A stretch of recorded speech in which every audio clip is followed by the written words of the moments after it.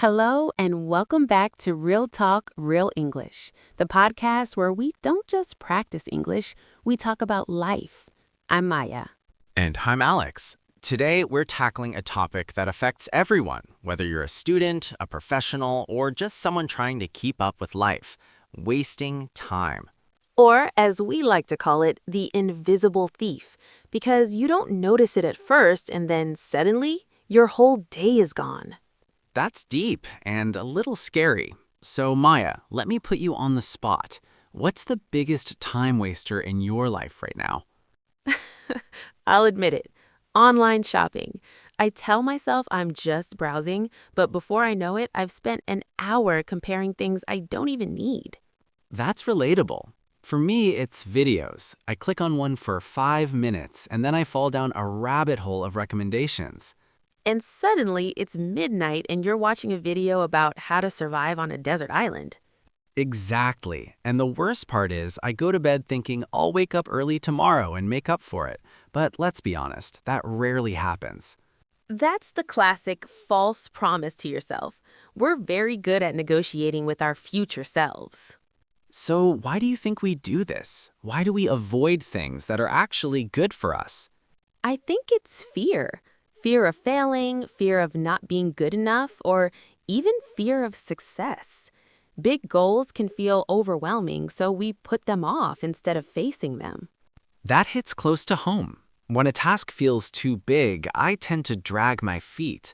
I tell myself I need to be in the right mood to start. But the truth is, motivation usually comes after action, not before it.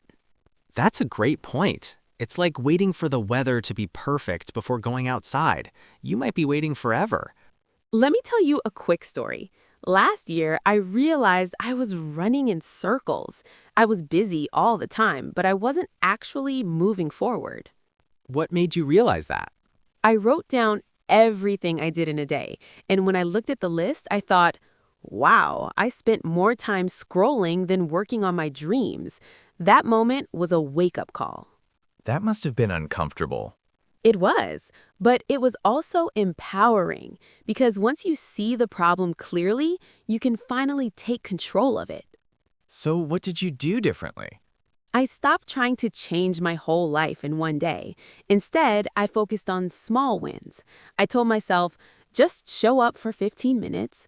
Most of the time, those 15 minutes turned into an hour. That's smart. You're lowering the barrier to entry.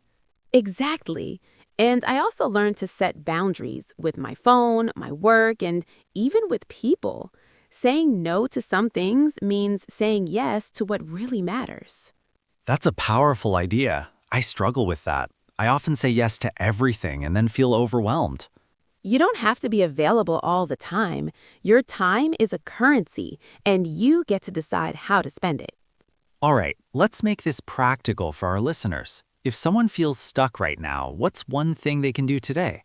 Pick one task you've been avoiding and break it into the smallest step possible. Not write an essay, but open a document and write one sentence.